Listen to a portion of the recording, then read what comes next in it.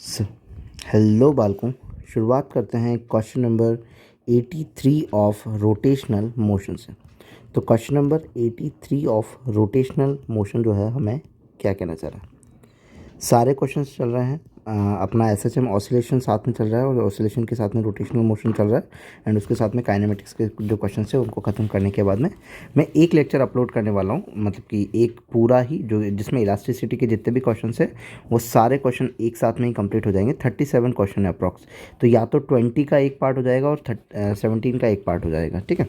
Now a body of mass m is moving with a constant velocity parallel to x axis. ठीक है। ये x axis है हमारी और एक्स एक्सिस के पैरेलल कोई बॉडी जो है वो वी वेलोसिटी के साथ में कांस्टेंट वेलोसिटी के साथ में चल रही है। The angular momentum with respect to origin, origin के रिस्पेक्ट में एंगुलर मोमेंटम बताना है एल। एल जो होता है वो क्या होता है, एंगुलर मोमेंटम जो होता है वो हम कहते हैं कि वो हमारा होता है आर क्रॉस पी। मतलब कि अगर मैं पी को भी ओपन करना चाहूँ और मान लो कि मास जो है वो मेरा एक ही है, तो ये कह सकता हूँ कि आर क्रॉस एम वी होता है। और मास को अगर मैं वन रखूँ तो वी, तो वेलोसिटी वेक्टर ये वेक्टर और ये वेक्टर तीनों ही कैसे होने चाहिए, क्रॉस प्रोडक्ट है तो तीनों ही एक दूसरे के क्या होने चाहिए, परपेंडिकुलर होने चाहिए। मतलब कि मेरा एंगुलर मोमेंटम रेडियस के परपेंडिकुलर होना चाहिए, रेडियस का डिस्टेंस मेरा एंगुलर मोमेंटम वेलोसिटी के परपेंडिकुलर होना चाहिए। क्योंकि इनमें थीटा जो बनना चाहिए वो 90 डिग्री बनना चाहिए। सर वो कैसे, क्योंकि क्रॉस प्रोडक्ट जब भी होता है तो हम साइन थीटा लगाते हैं, तो आर वी साइन थीटा। अगर ये थीटा 0 डिग्री हुआ, मान लो कि आर और वी के बीच में 0 डिग्री हुआ, दैट मीन्स कि ये तो साइन 0 की वैल्यू 0 हो जाएगी। इसीलिए हमें मैक्सिमम वैल्यू या कुछ भी वैल्यू के लिए कितना चाहिए, 90 डिग्री होना चाहिए। तो ये अगर मेरा एंगुलर मोमेंटम है तो इससे अगर मैं देखूंगा तो ये मेरा क्या है, परपेंडिकुलर है। ठीक है, विथ रेस्पेक्ट टू ओरिजिन। और ये मेरे से क्या जा रहा है, पैरेलली जा रहा है। पैरेलली जा रहा है तो मेरा कैसा है, परपेंडिकुलर ही है। दैट मीन्स कि कोई भी चेंज नहीं आएगा। The body of mass m is moving with a constant velocity parallel to x axis. The angular momentum with respect to origin, origin के रेस्पेक्ट में मैं इसकी वेलोसिटी कैसे लूँगा, परपेंडिकुलर लूँगा मेरे यहाँ से, क्योंकि इससे स्ट्रेट लाइन जा रहा है तो ये क्या होगा, चेंज नहीं होगा, तो डज नॉट चेंज। तो ऑप्शन नंबर कौन सा हो जाएगा, थर्ड। ठीक है। और जो आर क्रॉस वी है, वैसे भी इन्होंने बोला है कि हमारी कांस्टेंट क्या है, velocity.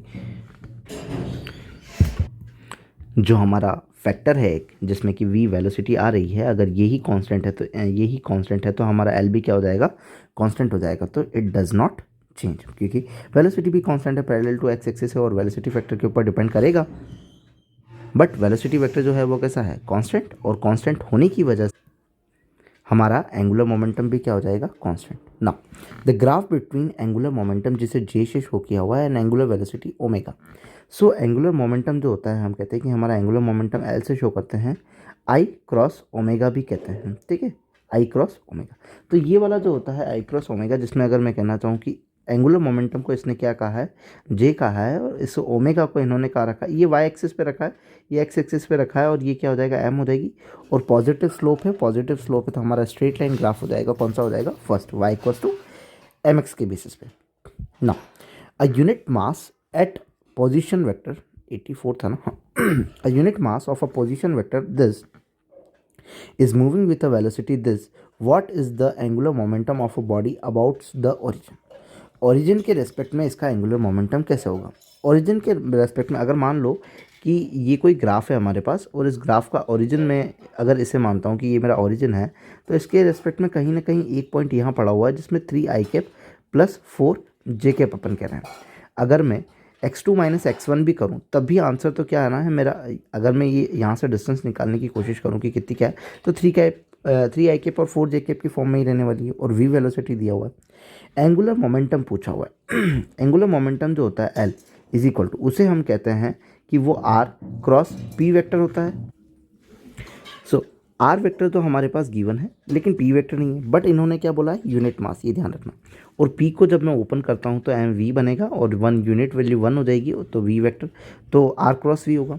Are cross we solve करने के लिए हम क्या करते हैं, आई जे और के क्रॉस प्रोडक्ट सॉल्व ऐसे किया जाता है, आई जे कैप लिख लो। फिर आर क्रॉस पी है तो आर को ऊपर लिखूंगा मैं, आर को जैसे मैं ऊपर लिखता हूँ तो 3 और 4 दोनों ही प्लस के हैं, ये 0 हो जाएगा। ये 5 है, ये माइनस का 6 है, ये 0 हो जाएगा। अब मान लो आई कैप जे कैप माइनस का होता है और के कैप, इनको सॉल्व करना है। जिसको मैं सॉल्व करूंगा उसके ऊपर फिंगर रख दूंगा। अगर मान लो इसको सॉल्व कर रहा हूँ तो 4 0 0 और ये 0 हो जाएगा, तो ओवरऑल ये तो क्या हो गया 0। अगर मैं इसको सॉल्व कर रहा हूँ तो फिर ये भी क्या हो जाएगा 0। अब खाली के पाएगा यहाँ पे कि 6 3 ज़ा 80, तो माइनस का 18, 5 चौक 20, तो -20, माइनस माइनस प्लस साइन आएगा किसका, माइनस का, तो ये हो जाएगा 38 के।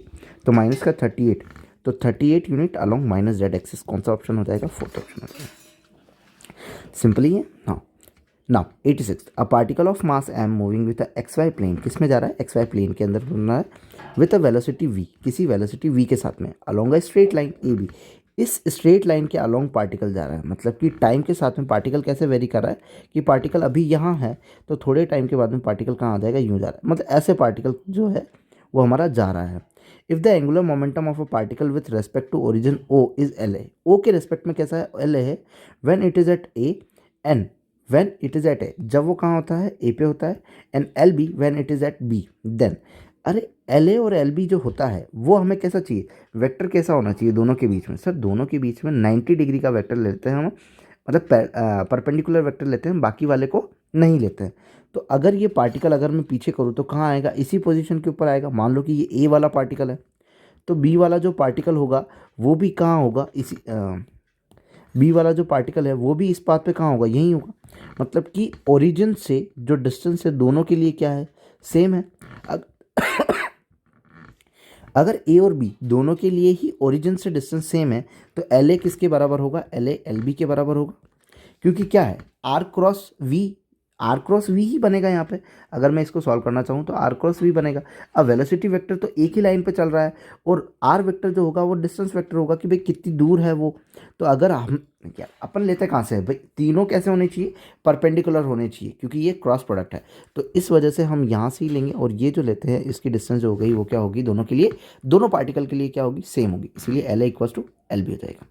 ना 87 की अगर बात करें तो ring of mass 15 kg and diameter 0.2, तो मास जो है वो कितना है हमारा 15 kg एंड डायमीटर 0.2 है, तो मीटर, तो इसको अगर मैं उसमें करूं तो 0.2 divided by 2 is what, point eight 10, तो 0.1 आ जाएगा मीटर। ये क्या है हमारी radius. About and geometrical axis, मतलब कि अगर ये रिंग है तो इसका ज्योमेट्रिकल एक्सिस ये होगा, इस एक्सिस के अलोंग क्या कर रही है, रिंग रोटेट कर रही है। और हमें पता है कि रिंग की ज्योमेट्रिकल एक्सिस से जो पास होता है उसका मोमेंट ऑफ इनर्शिया होता है एम आर स्क्वायर।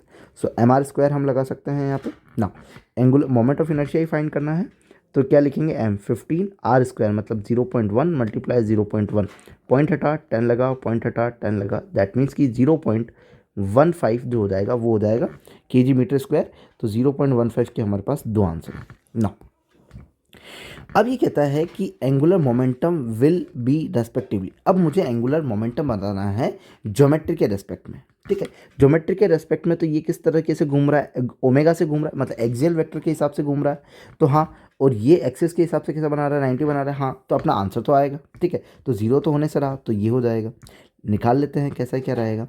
यहाँ पे दिया हुआ है कि geometrical axis at 1800 revolution per minute, तो तुम कैसे बोलोगे सर 60 सेकंड के अंदर, एक मिनट को 60 सेकंड के अंदर 800 साइकिल है या फिर 800 रिवोल्यूशन है, तो एक सेकंड के अंदर कितने हो जाएंगे सर, एक सेकंड के अंदर हो जाएंगे 1800 अपॉन 60, पॉइंट से पॉइंट 6 3 18 और 0 30 रिवोल्यूशन। तो एक सेकंड में अगर number of revolution per second find कर लेते हैं, दैट मीन्स ये क्या है हमारे पास में, फ्रिक्वेंसी है, क्या है, फ्रिक्वेंसी। सो फ्रिक्वेंसी है तो ओमेगा आ जाएगा 2 पाई एफ रखना है तो 30, तो ओमेगा जो होगा एंगुलर स्पीड जो होगी वो कितनी हो जाएगी 60 पाई। अब हमें क्या निकालना है, angular momentum L, L equals to what, I omega, I cross omega. So I कितना है हमारे पास 0.15 और ओमेगा की वैल्यू कितनी है 60 इंटू 3.14, पॉइंट हटा और 2 0 आ जाएंगे और 1 0 से 1 0 कैंसिल आउट हो जाएगा, पॉइंट हटा अगेन 2 0 आ जाएंगे ना। 15 6 15 15 60 15 90, 15 6 90 होता है, 9 0 90, तो 0 से ये 0 कट गया। अब कितना बचा, अब ये बचा 314 मल्टीप्लाई बाय 9 अपॉन में कितना हो जाएगा 100। 9 चौक 36 का 6 यहाँ से लगे 3, 9 चौक 36 का 6 यहाँ से लगे 3, 9 9 10 11 12 का 2 से लगे 1, 9 9 27 28 2 8 2 0, तो 28.26 आंसर हो जाएगा और 28.26 परफेक्ट आंसर है हमारा और आंसर नंबर कौन सा हो जाएगा, थर्ड। तो नॉर्मली सारे क्वेश्चन जो है सिंप्लीफाई हो रहे हैं। मैं कह रहा हूँ स्टार्टिंग से रोटेशनल मोशन को देखते हुए चलो कि कैसे कैसे टुक टुक टुक टुक करके सारे क्वेश्चन नॉर्मली सॉल्व हो रहे हैं, नॉर्मली सॉल्व हो रहे हैं, सारे क्वेश्चन आते भी इसी तरीके से हैं। तो सिंपली ये क्वेश्चन जो हैं वो सॉल्व हो जाते हैं। बस परफेक्चुअल हमें कॉन्सेप्ट आना चाहिए कि वो कहना क्या चाह रहा है, क्वेश्चन में पूछा क्या है और हम बताना क्या चाह रहे हैं। Okay, if you like then please subscribe. Thank you.